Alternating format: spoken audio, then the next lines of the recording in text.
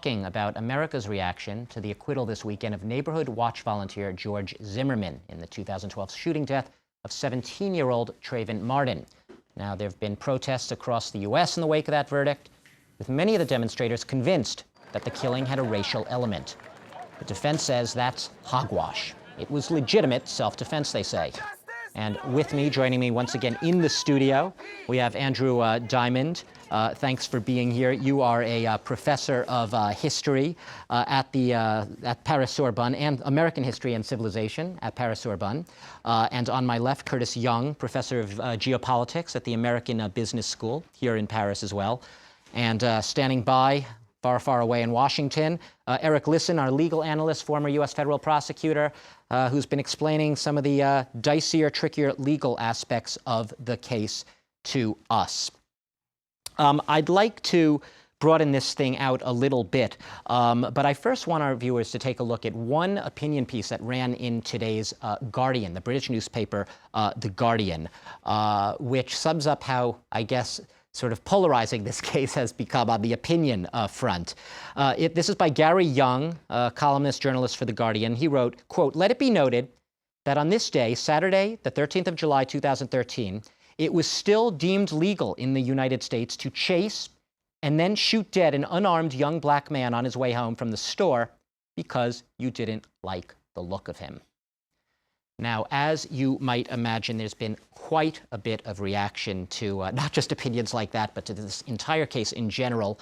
And the man who has been pouring, and I think that's the word to use, James created, pouring over the press reaction to this case, is here right now to join us with just a little overview of some of the, I guess, more polarizing comments.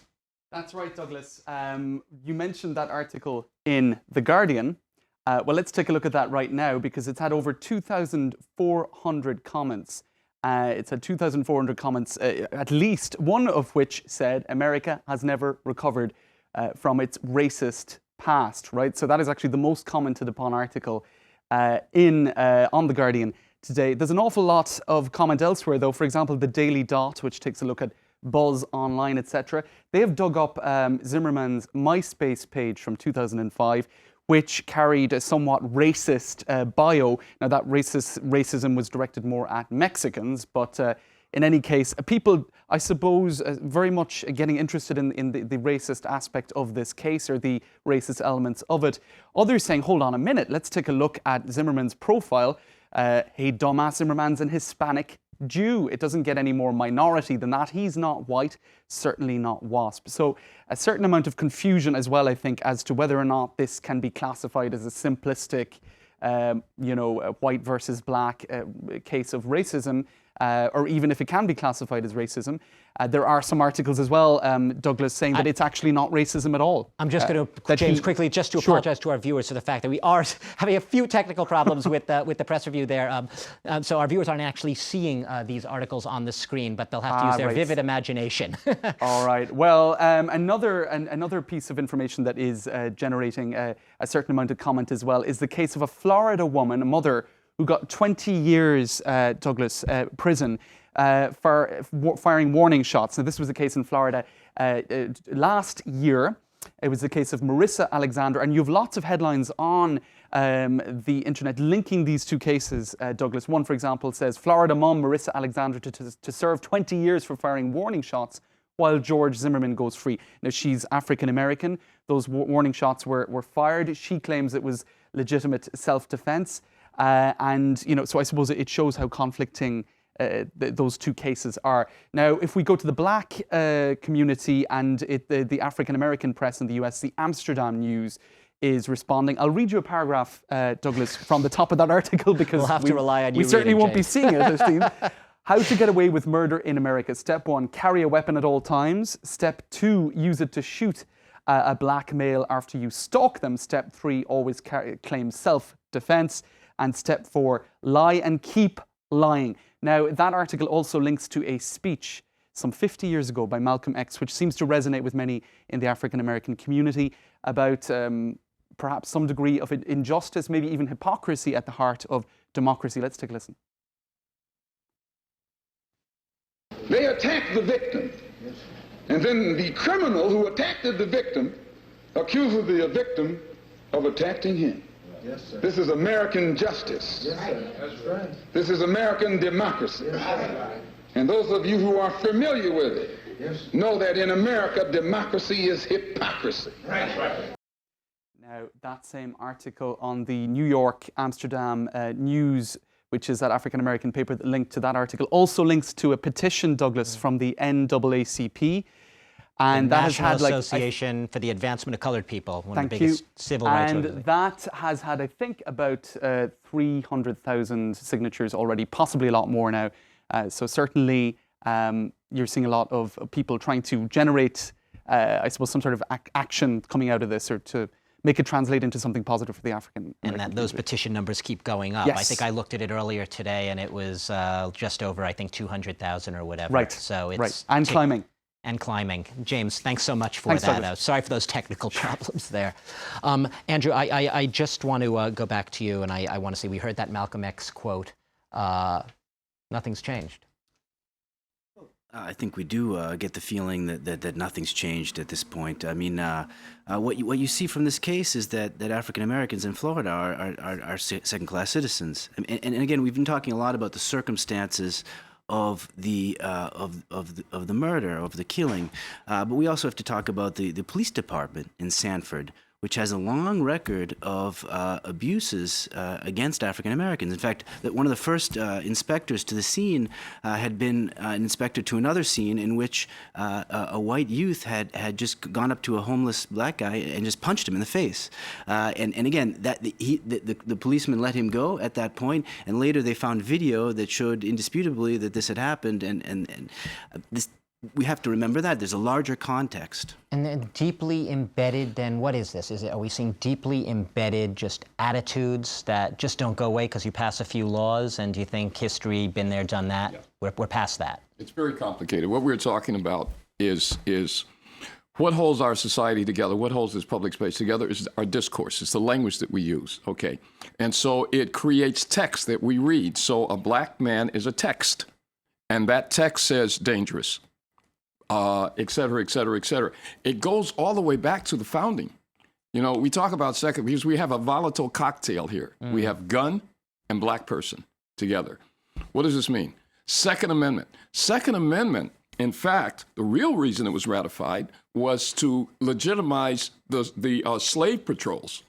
And in each state, the slave patrols were a militia, in order to hold down to make sure that there was no misbehavior on the part of the black slaves. Okay, so you take that all the way through. We're still read as the same text, and so therefore there's a sense of legitimacy in police departments, in the minds of citizens across the United States, that this is legitimate. And staying with this gun issue here. I'm not sure who would be best to answer this question. Maybe, Andrew, you could take a shot. But this idea of neighborhood watch volunteer, that's what we keep saying George Zimmerman was.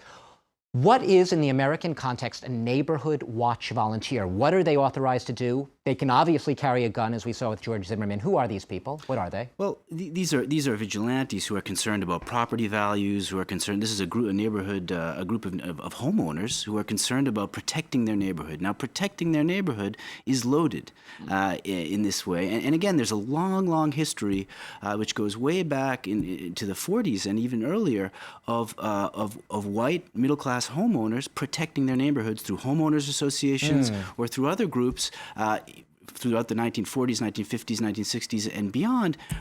Protecting sometimes meant preventing African Americans from moving into their neighborhoods or from just walking through them. And I don't know much about the community where this happened. Was this a gated community? Does anyone know? Was it one of, and in other words, and in the U.S., a gated community, how does that work? But it was a gated community where you have to go through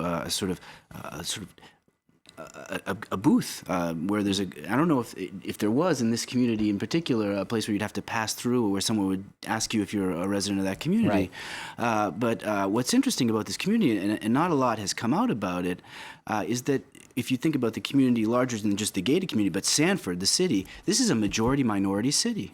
where blacks and Hispanics constitute 55% of the population. So that, again, we were talking about this is not just a white-black issue. Yeah, the future of demographic America, really. It's a very fascinating city for this to play out in the sense that it does represent the future of the United States. On a lot of, Eric, listen, I want to get you in. I'm sorry to put you on the spot here if you're still listening.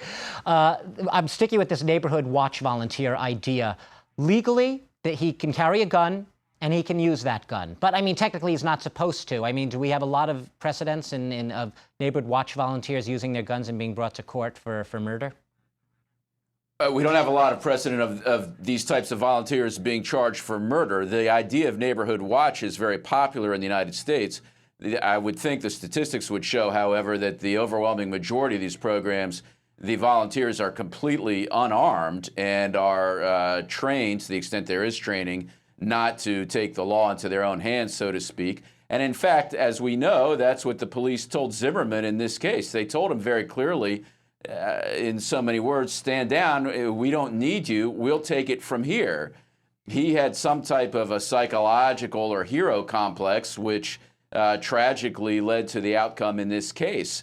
But the idea itself of neighborhood watch is one that many police departments endorse because it gets them engaged with the community and makes everybody take responsibility in their own well-being. Obviously, it's subject to abuses, and this is a case here where it's sadly, if it wasn't for the tragedy, it would be comical in the extreme. Somebody who is uniquely unqualified to carry a gun is carrying a gun. He has no training. By nature, he seems fundamentally incompetent to the task. And the prosecution highlighted this unwittingly themselves when they called witnesses in the case saying Zimmerman was soft, he couldn't deal well with stress, these types of things. And of course, what almost seems inevitable did in fact happen here. And the question is whether that is a crime. And many people feel that should be a crime. There are statutes that address that. It's just not what the prosecution charged as the main crime, and it's not what their presentation of evidence most strongly supported. Right. And I just want to, just so our viewers know, a detail of the case, but apparently the first thing that George Zimmerman said when he saw Trayvon Martin walking in this neighborhood was he called them punks, and then added an expletive, which I'm not going to say on air, and then said something to the effect, they always get away. I think this is what he said to the police dispatcher, which struck me as, and maybe Curtis, you could react to that, he sees a guy in a hoodie walking at night in this community, this protected vigilante watch community, whatever you, his first instinct, okay, it's a hoodie. Do you think he was also thinking it's a black person under that hoodie? Of course. I mean, the thing is that he's black is the elephant in the room. This is about race. There's no question about it. We want to talk around it and look away from it, but it's about race. George Zimmerman saw this black kid with a hoodie. No, he saw the hoodie. He didn't see he was black. But there's an assumption that goes along for hoodie. He wasn't thinking this was a white kid under this hoodie. And this is why they always get away with this stuff and the other kinds of things that he called them. And there we are. We have this tragedy. I want to bring up another tweet now that we've gotten, which addresses sort of asks a question about the racism in our culture and in American culture. Carissa Fajardo sent this one in. Why is racism so deeply rooted in our culture? Our meaning, I guess, American culture. I'm not sure she specifically. Anyone who doesn't believe it contributed to the outcome of the Zimmerman trial is in denial. Do you agree with that, Andrew? Well, I do, and I think that the word denial is significant here because when we talk about what's changed in terms of looking at this as part of a sort of broader narrative that begins with the civil rights movement and continues today, really what's changed is the amount of denial of racism in American society, and that's what I mean when I talk about colorblindness. Is the fact that if you want to talk about what has really changed, it's the fact that if you look at the Pew polling data, it shows that an enormous percentage of white Americans deny the existence of racism in American society. Let me just posit this, throw it out there. The fact that America elected Barack Obama, some people would suggest it absolves white Americans of feeling like they're racists. They said, see, we elected a black president. You could say that one day. You could say that on November 8, 2008 when he was elected. November 9th, 2008, America woke up and realized what they'd done. And this is where we began to hear such things as, we want our country back. Back from what? Back from whom? This is where we began to say, this guy's not legitimate. Birth certificate. I mean, there's not been a president that has been subjected to the kind of scrutiny that Barack Obama has. And Mitch McConnell said, my sole purpose this first term is to make sure this guy doesn't get elected. And so, and the result is we have a Congress that is the most inactive. Congress has passed fewer laws than any Congress So deliberate obstruction in history. Deliberate obstruction. To try to... Let's get rid of this guy.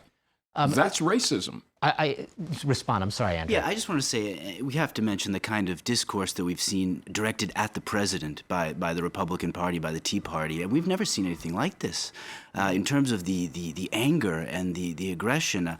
A congressman shouting out, "You lie," to the president of the United States. State of the Union address, I believe. And you have to ask the question: would this kind of behavior go on if the president wasn't black? And that was a Southern congressman there, so there were also very tricky historical issues. Eric, I'm going to bring you back in because I want to just set us off on a final track here. 50 years ago was really the heart of the civil rights movement, the Martin Luther Kings, all of the gains of the civil rights era, so to speak. The Supreme Court recently overturned a key plank of the Voting Rights Act, which is considered, I suppose, a key plank of the civil rights era. Are you worried that the civil rights legacy is being chipped away? Legally chipped away by the highest court in the land? Legally chipped away by the current Supreme Court, yes, because this Supreme Court has shown an inclination and a philosophy with respect to certain types of congressional statutes and how they're going to interpret them. These types of statutes, which are being used to protect broader rights, often the Supreme Court interprets them as narrowly as possible and throws the ball back into the legislature's court. It wouldn't be a problem necessarily if the legislature was able to legislate, which is its primary function. But over the last few years, we've seen a remarkable inability on the part of the legislature to really deal with the challenges before it. But in that narrow sense, yes, the Supreme Court has shown a tendency to limit the reach of some of these rights. And there needs to be a debate about how the public wants to go forward with that and what the proper role of legislation is. Let me put it in a sharper way to you and just more provocative way to you. What we're seeing is the continual or gradual disenfranchisement of minorities and especially blacks in the United States in 2013.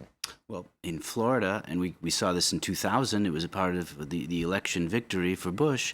In Florida, 1 in 4 black men can't vote because felons in Florida aren't allowed to. It's between 1 in 3 and 1 in 4.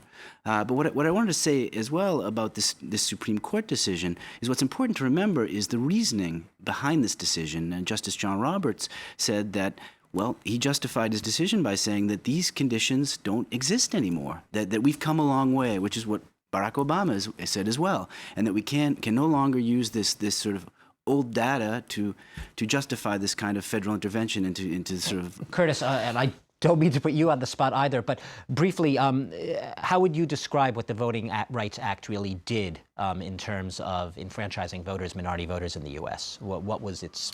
Well, what it did is it got rid of polling taxes and examinations where you had to memorize aspects of the Constitution and these kinds of enormous obstacles to voting on the part of black people. It got rid of that. And so what we're doing now is we're finding new obstacles. Like in Florida, for example, felons or changes of address or a misspelled name. It's exactly the same thing, which is so surprising that the Supreme Court ruled it the way they did. But it says that we are in denial. How do we get out of this state of denial? How do we overcome? I say we. How do Americans right now overcome this sense of civil rights? Been there, done that. Closed chapter. We need to change the narrative.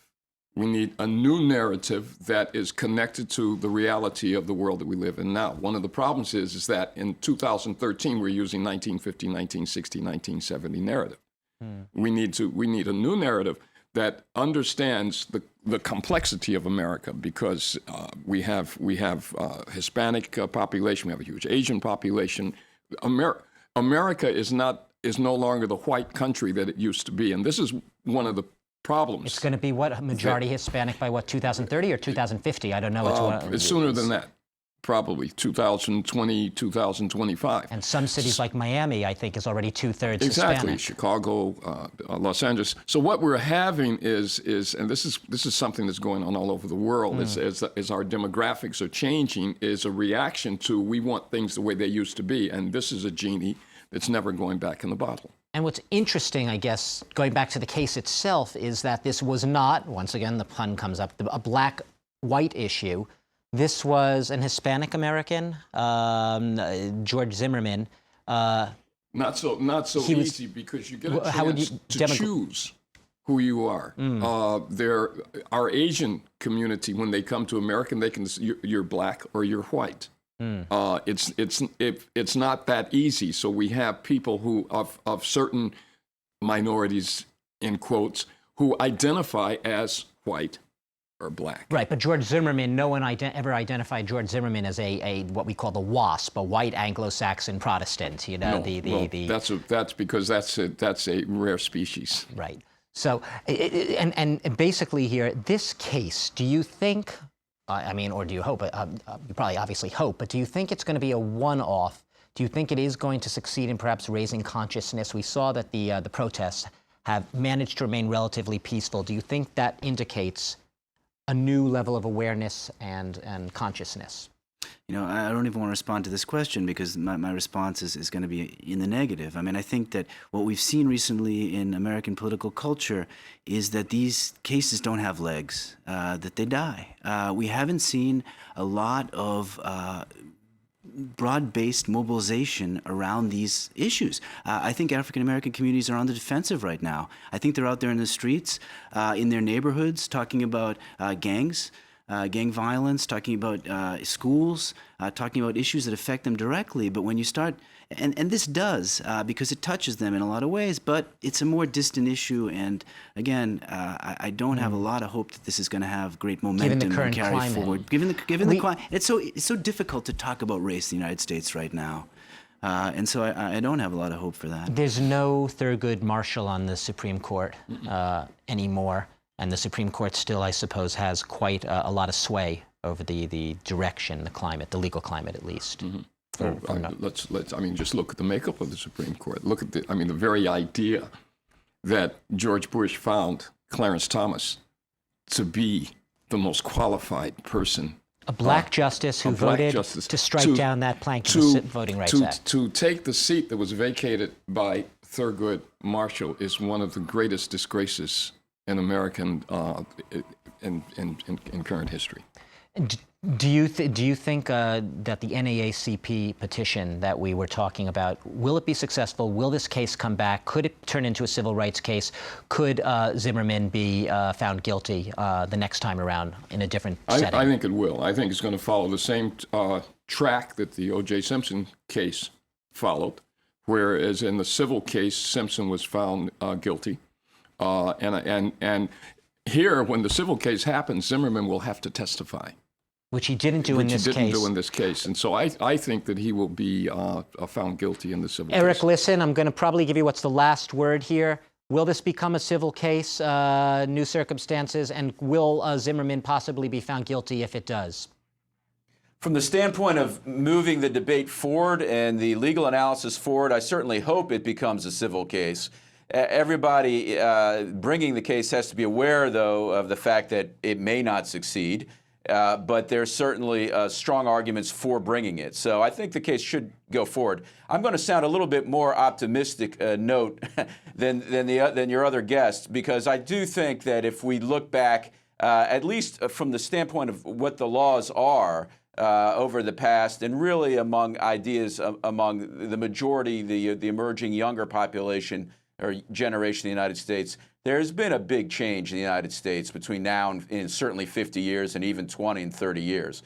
So I think there has been some general progress. I'm just going to leave it on that note. And I'll point out also in the Supreme Court that they had the opportunity to quash affirmative action definitively this term, and they did not. They didn't. Eric, we are going to have to leave it there, and I'm actually happy to leave it there. On an optimistic note, we're usually leaving people in a lousy mood, on a very pessimistic note. I'd like to thank all of my guests for being here tonight. Curtis Young, professor of geopolitics, American Business School here in Paris. Andrew Diamond, professor of American history and civilization at the Paris Sorbonne. And Eric, to you for helping us better understand the legalistics of it all there in Washington, former U.S. federal prosecutor and a legal analyst. We've been talking about an impossible case to splice and dice, the Trayvon Martin case and the acquittal of George Zimmerman, the neighborhood watch volunteer who killed Martin in 2012, basically using Florida's very permissive gun laws and self-defense laws. You've been watching the debate here on France 24, and coming up, more news.